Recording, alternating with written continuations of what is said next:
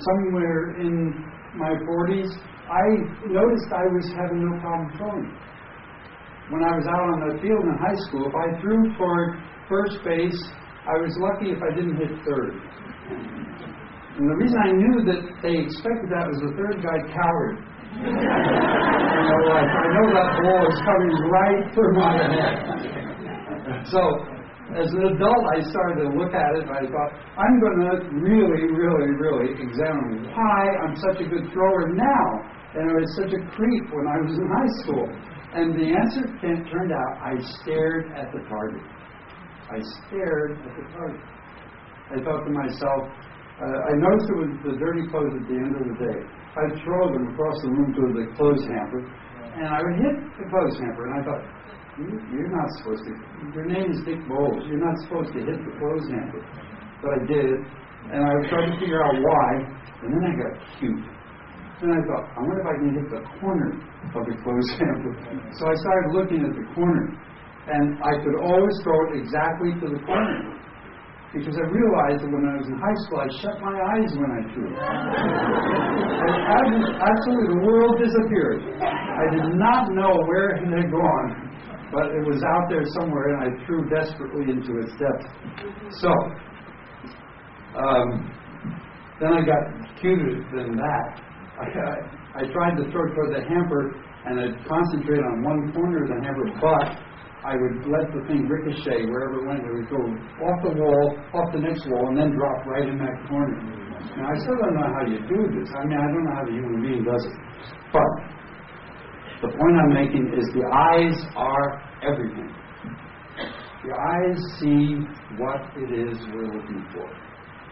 These guys say, we dig 1,000 or then sometimes more, but we don't know what we're digging for. And if they were on our couch or in our office, we would try to help them to see. Try to help them to see what they're looking for, what they want, what their target is. That's our job. Our job is not to do a series of exercises or games. They are fun. They bring out the playfulness in us, but they're not the point. The point is, we use these things as a means to an end. And we have to ask ourselves, what is that end? And the answer is, am I still being heard without the microphone? Yeah. Yeah. Good. I hate these things. Our job as career coaches, career counselors, human resources people is to help people to see. Put it on your door. I'm here to help people to see. I'm here to help people to see clearly in their mind's eye what it is they are looking for. The first time I ever did a workshop was a 4-day workshop in 1974 in Kansas City, Missouri. And some woman at the workshop came up to me excitedly in the airport. And she said, you know what? I love career counseling. I never saw career counseling before. I love it. And she tried to figure out why she loved it. And she said, I figured out how to get a man. I figured out this is the way to find a husband. You start with the interests. You do informational interviewing. The only person you're talking to are people that share your interests, so that's done. Now you find out if you really like each other. She said, this is within 1 year she was married. She said, I kid you not. So, we are in the business of helping people to see clearly what it is they want out of their lives, and to visualize that, and to use words if they need to, but only words as a means to an end. Toward seeing clearly. The clearer they can see it, the more likely they are to find it, as I demonstrated with the clothes hamper versus my high school. So if we deal with people who don't know what they're digging for, we've got to help them to see clearly. Now, what did Snow White offer them? She offered them a visual. She came into their cottage, she came into their lives, and suddenly they could see more clearly what they were looking for. They wanted a life with her. and they, of course, eventually found him. It strikes me that the first thing about any movie is your eyes. The second thing about any movie is the people. Who are they? Here, they're identified by their dopey traits. But notice the good stuff. The good thing is they're all different. Every one of those 7 has a different name. They're not duplicatory. The uniqueness of the individual is preserved by the Disney animationists and scriptwriters. But they needed each other. All 7, each one of the 7 needed the other 6. And then you have all kinds of cute scenes in the movie where it's demonstrated that the one is useless without the other 6. They really, really need each other. And which brings me to my favorite theme, and that is that life is essentially music. Life, I was talking about the eyes, they are important, but the setting for life is music. There's a very interesting example of that. There was some site, I don't know which, it was Friendster or one of those, it looked like it was going to become a great big community online. And suddenly, this Zeppelin, or this freight train goes by them at 1,000,000 miles an hour, called MySpace. And when they wanted to find out why MySpace was suddenly 5, 6 times more popular, they found out all the bands were flocking to MySpace. That's where you went. The mythology group, that's where you go to find music. And you all know what's happened with the iPod. Steve Jobs now makes more money selling iPods than he does selling computers. Because people love music. And our life has to be thought of as music. Our life has to be thought of essentially as a symphony. I need you. You need me. You need the persons that are in this room. The persons in this room need you. We are part of a symphony. You may be the piccolo player, but you still need the drum. You need the drummer. You may be the trumpet player, but you still need the violins. When we go out to identify our skills, our interests, our dreams, we are each of us trying to memorize the part that we play in that symphony. So, it's not an egotistical exercise or series of exercises that we do. We're not trying to help people find out why they're better than anybody else when we help them to identify their interests. And so we're trying to help them to see how they contribute to the symphony. But if with that does not come an alertness to what is special about everybody else they're dealing with, then they haven't learned a thing.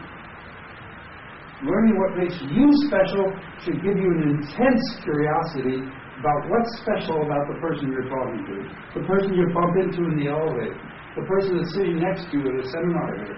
What is unique about them? You're here to find out. I mean, you're here on Earth, not just at this conference, to find out what makes them unique. It's important when you go to a restaurant with a waiter or a waitress, it's important to find out something about them. That's what you're there for. That's what they're there for. Each of us has to use the fact that we're hungry in our own lives. We're hungry for what makes us unique. And we want other people to see it. And we want other people to celebrate it. We're hungry. But the hunger must be fulfilled by not just feeding ourselves. We must help to feed others.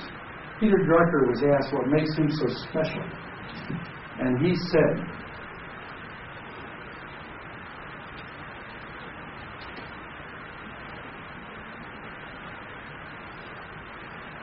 I am busier than I have ever been. But primarily the people who come to me do so because nobody else listens to them. Not that I can help them, but I'm willing to listen. So what would make a great conference is one of these years we come here and all of us has to wear a button. And the button says, I'm here to listen. And we listen. We spend time trying to find out who everybody here is. Because each of us is a part of the symphony. Maybe you're talking to a piccolo player and you don't know it. But you're going to need him during the first passage of the symphony. So, we start with that. Next, we see, I'm talking about us in the movies, playful. We're there to play, but we're there also to learn. We learn with our eyes, we learn with music, and we learn with the setting. The setting is so important. I spent blood, sweat, and tears on this year's revision. I've revised Parachute every year since dinosaurs were roaming the earth. But this year, I put my guts into the book. I spent time, I deserved a lot of pity. I was thinking hard in Hawaii. I was thinking hard in Las Vegas. I really set myself this task of thinking hard. But I did have a certain requirement about the setting. I just booked us into Las Vegas yesterday because I found out my favorite resort in the whole world, which costs $559 a night, has these nights at the end of this month that the rooms there are $100 a night. They cut them down. I mean, I'm going to Las Vegas for the setting to think. You understand that? There's nothing more helpful than being in the Venetian suite for thinking. Now, here are the seven dwarfs, and poor dears, they're singing their hearts out, and they're singing, we dig, dig, dig, dig, dig, dig, dig, dig, dig, in a mine. What a lousy work setting. I mean, would you choose a mine if you were told you could go anywhere you want to go? And then another one, just to grind it in, says, in a mine, in a mine, in a mine. They really are hitting on this. So, where the setting is important. Now, as I was thinking about the book and life during this year, I kept trying to think to myself, what is at the bottom of what we're doing? I mean, I know what we do. As some wit once said, you trained half the career counselors in the country. I know what we do, but what do we really do? What's our real business? And that's a hard question to answer. The first consultant in this country in 1906 was a woman. And she said, what's your real business? She was called in to consult with a Venetian blind company. And they said, our real business is making Venetian blinds. And she said, no, it's not. No, it's not. Your real business is light control. That's what you're about. Now, I've said this to many in this group over the years. What's our real business? What are we really here to do? And as I was thinking and thinking and thinking this year, I realized we are in the business of doing something our colleges do not do and should do. And we are here to make up, to fill the break or the gap. We are here to teach people to think. Now, we have our domain. Our domain is your life. We're going to figure out what you want to do with your life. We're going to work together on that. But underneath, we're sneaky. We're subversive. We're thinking to ourselves, I am going to help you learn how to think. And I'm going to do it with the practical exercises that we're going to use here. But God help us if we go home at night and we don't know that we were trying to help people do what colleges should do. We were trying to teach them how to think. The three jobs I think every college should have, and certainly